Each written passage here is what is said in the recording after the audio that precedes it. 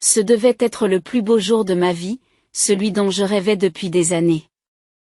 Le jour de mon mariage à Chicago devait être une célébration de l'amour et de la joie, entouré de ma famille et de mes amis. A eu lieu de cela, il s'est transformé en un cauchemar qui a brisé tout ce en quoi je croyais. La cérémonie était magnifique. La musique était douce, les fleurs parfaitement disposées et les invités tout sourire. J'ai regardé dans la salle et j'ai ressenti une poussée d'excitation et d'anticipation. Peter et moi avions planifié ce jour depuis des mois, et j'étais impatiente de commencer notre vie ensemble. Mais au fur et à mesure que la soirée avançait, les choses se sont dégradées. Tout a commencé lorsque la mère de Peter, Madame Johnson, s'est approchée de moi d'un air sévère. Elle avait une 50aine d'années et un air d'autorité qui faisait souvent de l'ombre à tous ceux qui l'entouraient. Scarlett, dit-elle, la voix dégoulinante de dédain. Il faut que je vous parle. Je l'ai suivi dans un coin plus calme de la salle, espérant qu'il ne s'agissait que d'une préoccupation mineure. Mais le visage de Madame Johnson était rougi par la colère. Vous avez été incroyablement irrespectueuse aujourd'hui, déclara-t-elle, les yeux plissés. Vous m'avez fait honte devant tous ces gens. J'ai été déconcertée. Je n'avais été que polie et respectueuse. Qu'est-ce que tu racontes ? Demandai-je en essayant de garder ma voix calme. Elle ne m'a pas laissé le temps de m'expliquer. Ne fais pas l'innocent, m'a-t-elle dit. Tu crois que tu peux entrer dans cette famille et te comporter comme tu l'entends ? Tu es une honte. Peter, qui s'était mêlé aux invités, est arrivé à ce moment-là. Il regarde de sa mère à moi, l'expression indéchiffrable. Que se passe-t-il ici ? Demanda-t-il, même si son ton laissait entendre qu'il le savait déjà. Scarlett a manqué de respect, dit Madame Johnson en haussant le ton. Elle a gâché la journée de tout le monde. Avant que je puisse me défendre. Le visage de Peter se tordit de colère. Est-ce vrai ? Demanda-t-il, le regard perçant. As-tu causé des problèmes ? Non, répondis-je, sentant la piqûre de son accusation. Je n'ai rien fait de mal. J'essayais simplement de profiter de notre mariage. Mais les yeux de Peter se sont durcis. Tu t'es ridiculisé et tu as ridiculisé ma mère, dit-il, d'une voix suffisamment forte pour que les invités qui se trouvaient à proximité l'entendent. C'est inacceptable. Les mots m'ont piqué. Mais rien ne m'avait préparé à ce qui s'est passé ensuite. D'un geste choquant, Peter a levé la main et m'a giflé au visage. Le bruit de la gifle a résonné dans la pièce et j'ai senti une vague d'humiliation m'envahir. Mon visage me brûlait, non seulement à cause de la douleur physique, mais aussi à cause de l'embarras d'avoir été frappé devant tout le monde. La salle est devenue silencieuse. Les invités échangent des regards inquiets. Mais personne n'intervient. La mère de Peter regarde la scène avec un sourire satisfait, comme si elle avait remporté une victoire. Tu es une grosse femme qui a déshonoré ma mère, s'écrie Peter, la voix pleine de venin. Je n'arrive pas à croire que j'ai épousé quelqu'un comme Théo. Je reste assise, abasourdie, les larmes aux yeux. La foule n'est plus qu'un amas de visages choqués. Je voulais courir, me cacher du monde. Mais au lieu de cela, je me suis retrouvée figée, incapable de comprendre ce qui venait de se passer. Le comportement de Peter n'était pas seulement choquant. C'était un coup dévastateur. Devant tous ces gens, j'ai senti ma dignité s'envoler. Alors que les invités reprenaient lentement leur conversation, j'ai senti le poids de leur jugement sur moi. Les rires et la musique semblaient se moquer de ma misère. Lorsque j'ai finalement réussi à me ressaisir, j'ai su que je ne pouvais pas rester là plus longtemps. Je me suis excusée de la réception et j'ai trouvé un endroit tranquille au fond de la salle. À l'abri des regards indiscrets. Les larmes coulaient à flots, alors que j'essayais de digérer les événements de la soirée. J'avais toujours imaginé ce jour comme un conte de fées, un rêve devenu réalité. Au lieu de cela, il s'était transformé en un cruel rappel de la dure réalité à laquelle j'étais confrontée. Mon mariage, dont j'avais espéré qu'il m'apporterait bonheur et sécurité, s'était révélé être une imposture. Le comportement de Peter et de sa mère n'était pas qu'un simple moment de colère passagère. C'était un aperçu d'une dynamique toxique et abusive que je n'avais pas entièrement comprise auparavant. L'humiliation de la soirée a été un réveil brutal. Je savais que je ne pouvais pas permettre que cela soit la fin de mon histoire. En regardant mon reflet dans la lumière tamisée, j'ai fait un vœu silencieux à moi-même. Je ne resterai pas victime de leur cruauté. Je chercherai à obtenir justice et à faire éclater la vérité, quelle que soit la difficulté du chemin à parcourir. Le mariage, autrefois symbole d'un nouveau départ, était devenu un tournant dans ma vie. La douleur et la trahison que j'ai ressenties étaient profondes, mais elles ont également allumé un feu en moi. Je savais que le chemin vers la reconquête de ma vie et la recherche de la justice serait long et ardu, mais j'étais déterminée à l'affronter. Ce n'était que le début de mon combat. Dans les semaines qui ont suivi le mariage désastreux, j'ai eu l'impression de vivre dans le brouillard. La douleur de l'humiliation publique de Peter était encore vive, mais ce qui me piquait encore plus, c'était de réaliser que mon mariage n'avait été qu'une façade. Malgré l'agitation, je savais que je ne pouvais pas laisser la cruauté de Peter et de Madame Johnson définir ma vie. Je devais prendre les choses en main et trouver un moyen de me défendre. La première étape de mon plan consistait à rassembler des preuves. Je savais que pour dénoncer Peter et sa mère, il me faudrait plus que ma simple parole. J'avais besoin de preuves des abus émotionnels et financiers que j'avais subis. C'est alors que j'ai décidé d'engager le détective Robert, un enquêteur privé connu pour sa discrétion et son efficacité. Je l'ai contacté, après une brève consultation, il a accepté de s'occuper de mon dossier. L'inspecteur avait une quarantaine d'années, un comportement calme et un esprit vif. Il m'a écouté attentivement pendant que je racontais les événements du mariage et que je décrivais les abus dont j'avais été victime. Je comprends à quel point cela doit être difficile pour vous, a-t-il dit, mais si vous êtes prête à travailler avec moi, nous pouvons aller au fond des choses. J'ai acquiescé, sentant une lueur d'espoir. Je ferai tout ce qu'il faudra, ai-je dit. Je veux juste que la vérité éclate. Avec l'inspecteur et à bord, j'ai commencé à enregistrer mes conversations avec Peter et Madame Johnson. C'était inconfortable et stressant, mais je savais que c'était nécessaire. J'ai caché un petit enregistreur dans mon sac à main, en m'assurant d'enregistrer toutes les conversations que j'avais avec eux. Je n'ai pas tardé à comprendre à quel point ils étaient manipulateurs et abusifs. Un soir, Peter et moi nous sommes disputés pendant le dîner. J'enregistrais la conversation et je me souviens d'avoir ressenti un mélange d'effroi et de détermination en écoutant les accès de colère de Peter. Tu es tellement inutile, disait-il, la voix dégoulinante de dédain. Pourquoi ne peux-tu rien faire de bien? J'ai essayé de rester calme. Je fais de mon mieux, mais tu es toujours aussi critique. La réponse de Peter était venimeuse. Ton meilleur n'est pas suffisant. Tu es un fardeau pour moi et ma mère. Tout le monde le voit. Plus j'écoutais ces enregistrements, plus je réalisais à quel point les abus étaient profondément enracinés. Il ne s'agissait pas seulement d'humiliation publique. Il s'agissait d'un schéma de cruauté émotionnelle qui durait depuis des années. J'ai commencé à reconstituer le récit de leur comportement, ce qui m'a rendu encore plus déterminée à les dénoncer. Pendant ce temps, l'inspecteur enquêtait sur leurs transactions financières. Il a vérifié leurs antécédents et examiné leurs comptes, à la recherche de tout signe de malversation. Au bout de quelques semaines, il est revenu avec des nouvelles inquiétantes. J'ai trouvé des transactions suspectes, dit-il, le visage grave. Il semblerait que Peter et Madame Johnson soient impliqués dans une fraude financière. Mon cœur s'est emballé lorsque l'inspecteur a exposé les détails. De grosses sommes d'argent ont été transférées entre différents comptes. Il semblerait qu'ils détournent des fonds de leurs clients. La révélation était choquante, mais elle était logique. Peter était conseiller financier et Madame Johnson avait toujours été très impliquée dans ses affaires. Leur comportement abusif commençait à prendre une dimension plus sinistre. Ils n'étaient pas seulement contrôlants et cruels. Ils étaient criminels. Je savais qu'il me fallait plus que ces documents financiers pour les faire tomber. Les enregistrements de nos conversations étaient essentiels, mais je devais aussi trouver un moyen de rassembler toutes les preuves. C'est là qu'Anna, ma meilleure amie, est intervenue. Anna avait une trentaine d'années, une loyauté farouche et un esprit vif.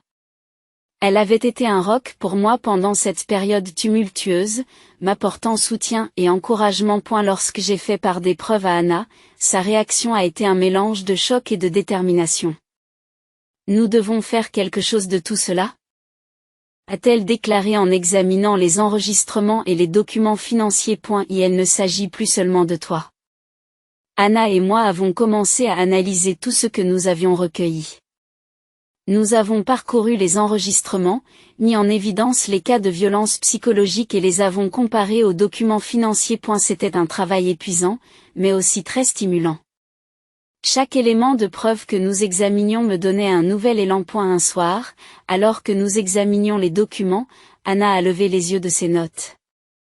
Scarlett, tu as déjà beaucoup progressé, a-t-elle dit. Vous avez rassemblé beaucoup de preuves. Maintenant, il est temps de passer à l'étape suivante.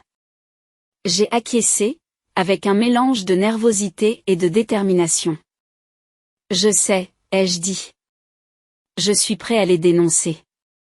Ils doivent être tenus pour responsables de ce qu'ils ont fait. Notre plan consistait à organiser un grand événement au cours duquel je révélerais la vérité sur Peter et Madame Johnson.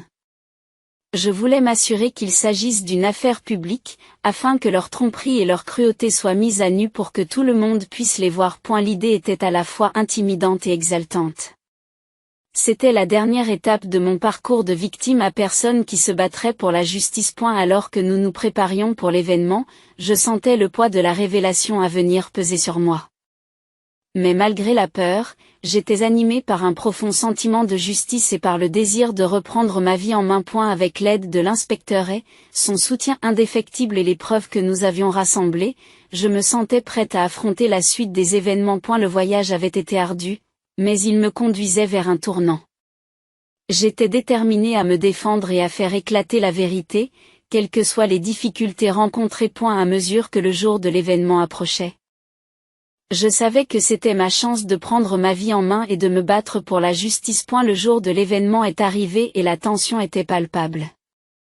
Je l'avais planifié méticuleusement, en m'assurant que chaque détail était en place. Le lieu de l'événement était une grande salle, décorée avec élégance, avec un air de sophistication qui démentait la vérité que j'étais sur le point de révéler. J'avais invité ma famille, mes amis et des représentants des médias, dans l'espoir que la vérité soit vue et entendue par le plus grand nombre. Lorsque les invités ont commencé à remplir la salle, j'ai ressenti un mélange d'anxiété et de détermination.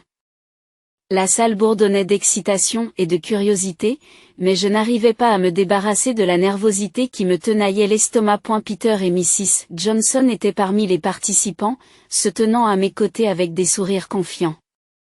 Ils n'avaient aucune idée de ce qui allait se passer. L'événement a commencé par une série de discours et de toasts, créant une atmosphère festive. J'ai joué le rôle de la gracieuse hôtesse, tout en me sentant actrice de mon propre drame. J'ai pris de grandes respirations et j'ai essayé de me rappeler à moi-même au fur et à mesure que le moment approchait. Le moment venu, je suis montée sur le podium. La foule devint silencieuse et tous les regards se tournèrent vers moi.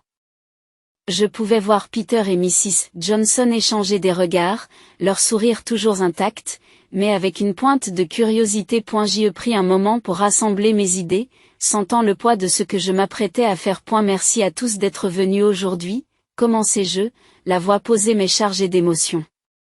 Cet événement a été organisé pour célébrer un nouveau départ, mais il est devenu beaucoup plus important. Les invités semblaient intrigués. Et j'ai continué. Ce que je m'apprête à partager est quelque chose qui a été caché pendant trop longtemps. Il s'agit de la vérité qui se cache derrière la façade que Peter et sa mère ont maintenue. J'ai vu le sourire de Peter s'effacer au fur et à mesure que je parlais, et ses yeux se rétrécir en signe de suspicion.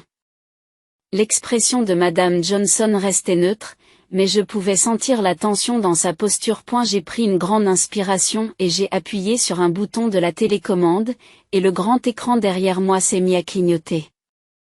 L'écran afficha une série d'enregistrements audio et de documents financiers. Le premier enregistrement commença à jouer, une conversation entre Pierre et moi pendant l'une de nos disputes. L'audio capturait clairement les accès de colère de Peter, ses mots durs transperçant la pièce comme un couteau.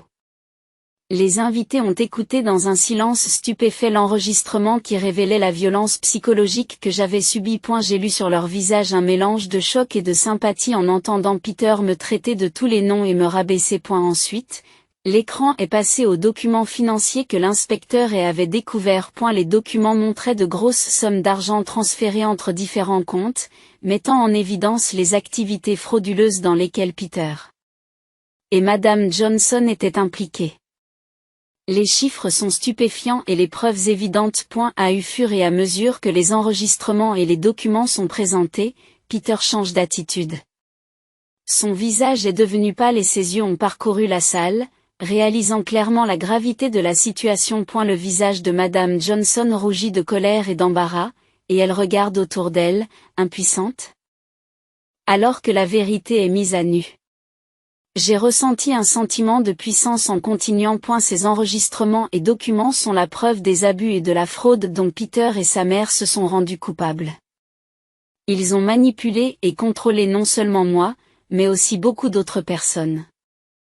Il est temps que la vérité soit connue, ai-je déclaré. Les représentants des médias présents dans la salle étaient occupés à prendre des notes et à immortaliser chaque instant. L'atmosphère est passée de la fête à la révélation et à l'indignation. Les invités murmuraient entre eux, leur choc étant évident. Pierre finit par prendre la parole, sa voix tremblant d'un mélange de colère et de peur. C'est ridicule, dit-il. Ce ne sont que des mensonges et des déformations. Vous essayez de nous ruiner. Mais ces protestations sont étouffées par les preuves accablantes. Les invités, désormais pleinement conscients de la situation, commencent à réagir avec indignation. Beaucoup expriment leur désapprobation et leur inquiétude, d'autres leur soutien et leur sympathie. Les conversations allaient bon train dans la salle et j'ai ressenti un sentiment de justification. À la fin de l'événement, Peter et Madame Johnson ont essayé de partir, mais leurs tentatives pour échapper aux retombées ont été contrecarrées par les médias et la foule. Leur façade autrefois confiante s'était effondrée et ils devaient faire face aux conséquences de leurs actes. J'ai vu la réalité de la situation s'imposer à eux. Et la façade de respectabilité qu'ils avaient construite a volé en éclats et la vérité a éclaté aux yeux de tous. Pour moi, ce fut un moment de triomphe et un pas important vers la reconquête de ma vie. L'événement avait permis d'exposer Peter et Madame Johnson, mais c'était aussi une victoire personnelle. J'avais pris le contrôle de mon récit et lutté contre l'injustice à laquelle j'avais été confronté. En regardant les visages stupéfaits et le tourbillon d'activité, j'ai ressenti un mélange de soulagement et de détermination. Les jours qui ont suivi l'événement ont été un tourbillon d'activité et d'émotions. La vérité sur Peter et Madame Johnson avait été révélée et les retombées étaient immenses. Et la couverture médiatique était incessante et la réaction du public était un mélange d'indignation et de soutien à mon égard. J'étais devenu un symbole de résilience et de justice, mais le véritable travail ne faisait que commencer. Dans les semaines qui ont suivi, la frénésie médiatique s'est intensifiée. Peter et Madame Johnson ont été examinés sous toutes les coutures, leur vie mise à nu aux yeux du monde entier. Les accusations de fraude financière sont prises au sérieux et les enquêtes commencent à démêler leurs transactions illicites.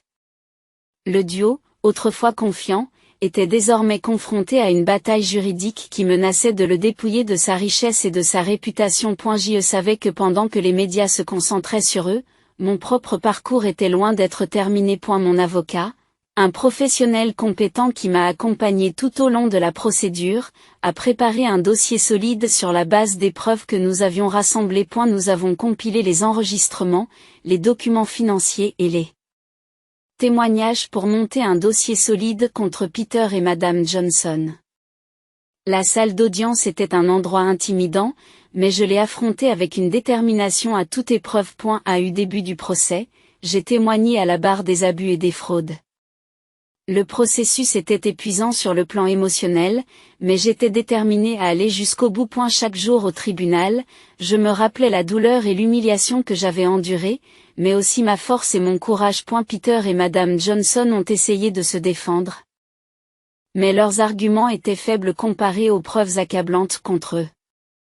Leurs tentatives de me discréditer et de rejeter les enregistrements ont été vaines. Les documents financiers montraient clairement l'étendue de leurs méfaits et leur crédibilité s'est effondrée sous le poids de la vérité. Le drame de la salle d'audience a atteint son paroxysme lorsque le juge a rendu son verdict.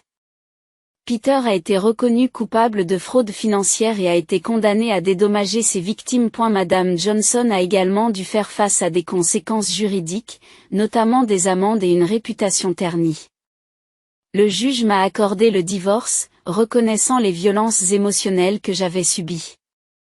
La victoire au tribunal a été douce amère. Bien que ce soit un soulagement de voir la justice rendue, la procédure m'a fait beaucoup de mal. J'étais épuisée, mais reconnaissante. J'avais mené une bataille longue et difficile, et j'en étais sortie victorieuse. Les cicatrices émotionnelles mettront du temps à guérir, mais j'ai ressenti un profond sentiment de clôture et d'accomplissement. La bataille juridique terminée, j'ai décidé qu'il était temps d'entamer un nouveau chapitre de ma vie. J'ai déménagé dans une maison paisible à l'extérieur d'Austin, au Texas, loin du chaos et des souvenirs de mon ancienne vie. Ce nouvel environnement m'a offert un sentiment de tranquillité et un nouveau départ. Assise sous mon porche, je regardais le soleil se coucher sur les collines ondulantes et je réfléchissais à mon parcours. Le chemin avait été ardu, parsemé de douleurs et de défis, mais il avait aussi été celui de la responsabilisation et de la résilience. Je me suis réapproprié ma vie et j'ai défendu ce qui était juste. Le soutien de ma meilleure amie, Anna, et l'aide de l'inspecteur ont été inestimables. Et je leur en suis profondément reconnaissante.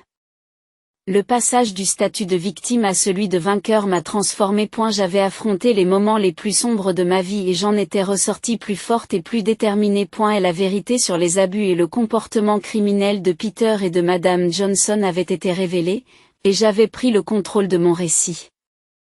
En regardant le paysage paisible de ma nouvelle maison, j'ai ressenti un profond sentiment de paix et de satisfaction. Je m'étais battue pour la justice et j'avais trouvé une nouvelle raison d'être. Le passé était derrière moi et l'avenir était plein de possibilités. Mon histoire était celle de l'autonomisation, de la résilience et de la justice. Elle me rappelait que même face à la plus grande adversité, on peut trouver la force de se battre et de reprendre sa vie en main. J'ai affronté mes démons, exposé la vérité et j'en suis sortie victorieuse.